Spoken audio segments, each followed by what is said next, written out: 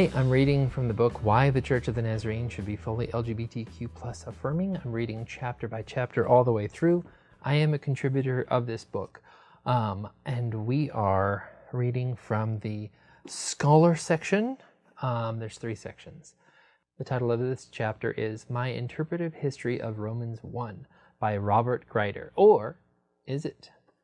Grider is a famous name. Who do you think it's from? There is a little subsection down here that says, I have chosen to withhold my name from this publication. Oh, getting juicy.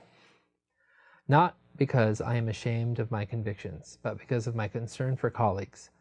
I work with a large number of Nazarenes in many different arenas, speaking, publishing, etc. I fear that the release of my name in this context may confront those treasured friends with the painful choice of either denouncing me and our decades of friendship or jeopardizing their career and ministry. I write in the name of 2 of my theological mentors, J. Kenneth Grider and Robert Staples, both of whom came to espouse positions like the one which I espouse in this essay. Ken made his opinions public. Rob revealed his opinion to me in private conversations. Both were persons of tremendous faith, deep conviction, and unbound love. This is probably my favorite chapter, so I'm glad you get to listen along. All right, here we go. While a student at a Nazarene college in the 1980s, I had a friend named Terry. Terry was a few years older than me. He was divorced. Before becoming a Christian, he had been a heroin addict. While in a drug-addled state, he and a young woman had married. They divorced 6 weeks later. When I met Terry, about 10 years later, he was a dynamic Christian and he wanted to remarry. Terry asked me what I thought. We looked at the scripture and read where men are clearly prohibited from remarrying after divorce, with one exception. I tell you that anyone who divorces his wife except for sexual immorality and marries another woman commits adultery. Matthew 16:9. There had been no infidelity in Terry's brief 6-week marriage. Would he be committing adultery if he remarried? What was I to say? I was married and enjoyed all that comes with a healthy marriage, not just sexual relations, but the intimacy and joys of building a life together. Was Scripture to be applied in a way that imposed a lifelong sentence of forced singleness and celibacy on Terry? Was Terry never to be blessed by a loving and nurturing marital relationship? I told Terry that I believed in the sanctity of marriage, and that I still believed that the prophet Malachi was speaking for God when he said, I hate divorce, quote unquote, from Malachi 2:16. However, I also believed both that Terry hated divorce and that God was a God of infinite love. I told Terry that I believed he could remarry without engaging in sin. Terry got remarried. Several years later, I was teaching New Testament at a Nazarene college. One of my students, named Brent, had a brother who was gay. Brent asked me what I thought about his brother being in a relationship with a man. Brent and I went to the scripture. I told Brent that the Old Testament passages were easily reviewed. There are 3 real pieces of evidence. First, there are the passages in Leviticus which clearly prohibit homoeroticism, even calling for the death penalty for homosexual activity between men, Leviticus 20:13 and 18:22. Second, there is the story of the destruction of Sodom and Gomorrah, a story in which the men of the town wanted to rape the angels who were visiting Lot's family. The story ends with God destroying the cities of Sodom and Gomorrah for the depth of their sin, Genesis 19:1-29. Although each of these passages is often used to condemn same-sex marriages, neither can really be applied to the modern situation of 2 men having a sexual relationship within the confines of marriage. Rape is wrong regardless of the sexual orientation of the attacker, so the Genesis story about the intended rape of Lot's guest in Sodom is irrelevant to the current conversation about gay marriage. Likewise, the passage from Leviticus falls squarely within the legislation related to ritual purity under the Old Testament law. The Church should be no more concerned with this prohibition about homosexual relations than it should be concerned with how men clean themselves up after an involuntary nocturnal emission, see Leviticus 15:1-15, or whether or not married heterosexual couple has sex during a women's period, see Leviticus 18:19, or even if a person eats pork, Leviticus 11:7, or wears blended fabrics, Deuteronomy 22:11.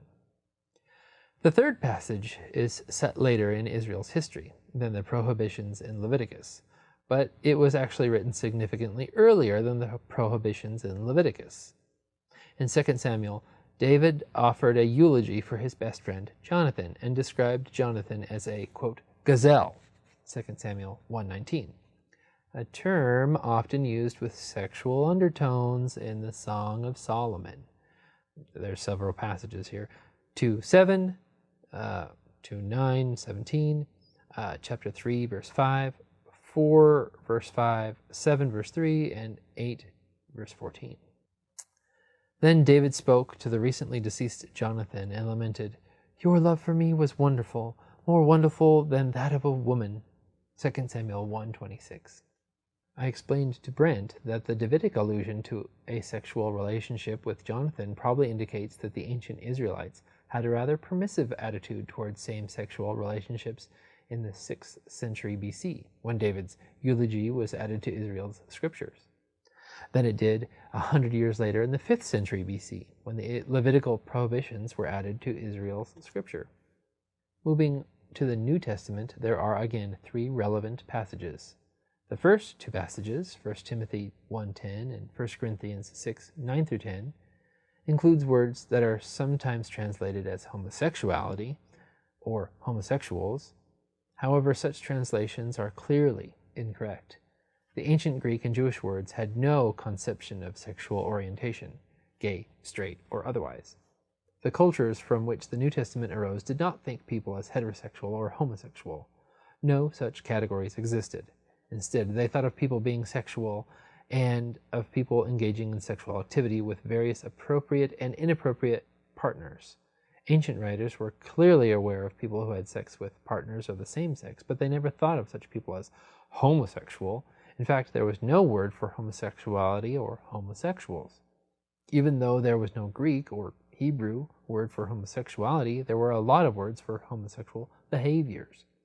Both 1 Timothy and 1 Corinthians used one of the words, epsinokoitos, a rare word formed by joining the Greek word for men and bed. Although the connotations are clearly sexual, the precise activity in relationships are unclear. 1 Timothy also uses another related word, malakos, a word which literally means soft. It was typically used for a man who submitted himself to anal penetration by another man. Same-sex marriage did not exist in antiquity. Neither of these passages can be easily applied to a contemporary sex-marital relationship. All the same-sex activity in antiquity took place outside the bonds of marriage. These passages are difficult to apply to same-sex activity within the confines of marriage. Associating the vices listed in 1 Timothy 1:10 and 1 Corinthians 6:9-10 to a married same-sex couple would make about as much sense as applying the biblical's prohibitions against heterosexual activity outside of marriage to the sexual activity of a heterosexual couple in the confines of marriage. The sexual vices described in 1 Corinthians and 1 Timothy were viewed as vices in antiquity because they took place outside of marriage, like heterosexual premarital sex and adultery.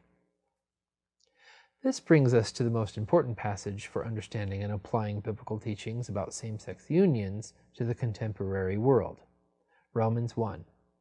In the context of Paul's discussion about the universality of sin, the apostle said that sin has become so rampant among humans that God gave up people to their sin. As one example of how God gave people up, Paul said, God gave them over to shameful lusts. Even their women exchanged natural sexual relations for unnatural ones. In the same way, the men also abandoned natural relations with women and were inflamed with lust for one another. Romans 1:26-27. I pointed out to Brent that Romans does not actually say that same-sex relations are sinful. Romans 1 only says that same-sex relations occur unnaturally as a result of sin. As Brent and I then understood Romans 1 in light of our close reading of the text, we concluded that Paul understood same-sex desires to be a result of sin. We concluded that same-sex attractions were the result of sin and not acts of sin per se. Homosexuality, as we understood it at the time, was a result of sin, just like the subordination of women, pain in childbirth, and the necessity of earning one's living through hard work. See Genesis 3:14 through 15.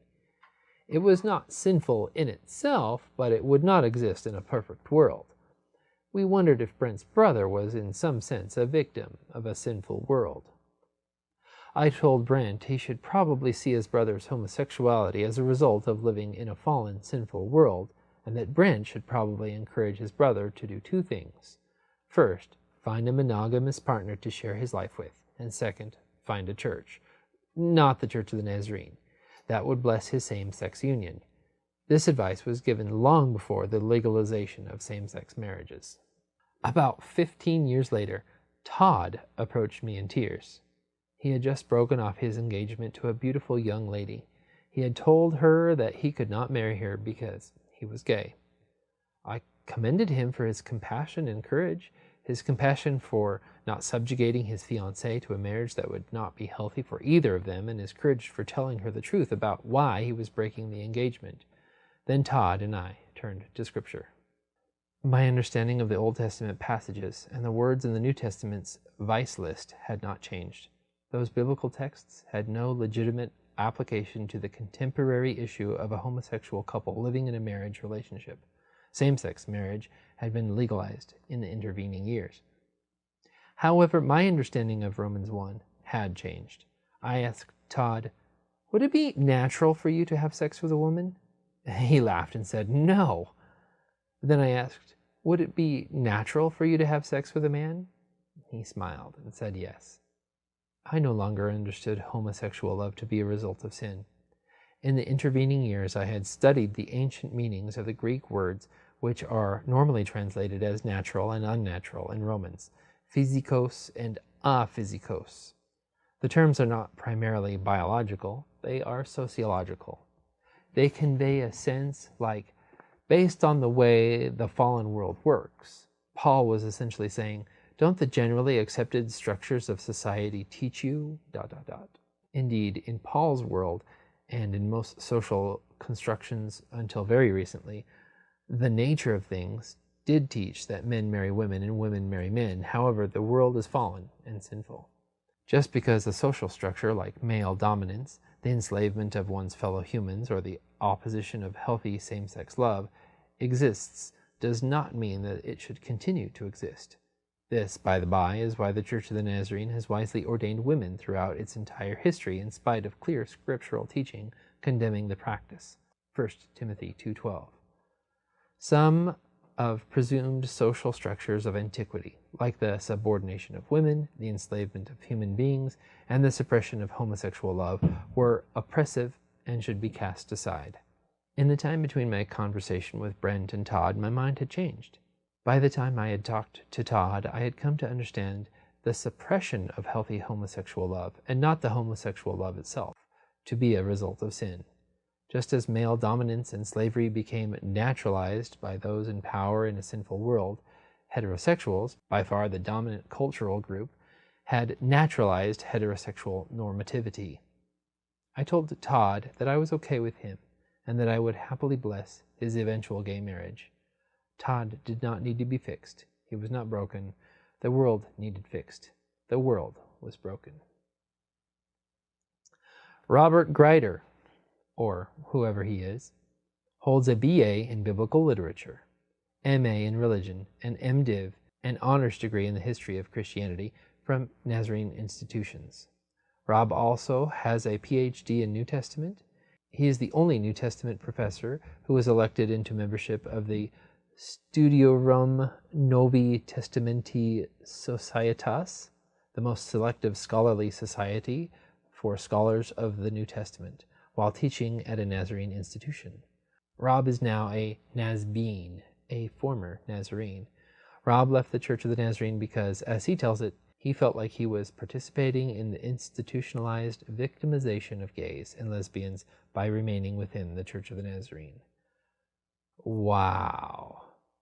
Wow. Robert Greider, whoever you are, thank you for your words. I think this came across really well in ways that I could not have understood just a little while ago. Thank you. I think I'm going to have to reread that whole thing all over again, but I won't. I can just press rewind and play again. So thank you, whoever you are, Robert, and God bless you.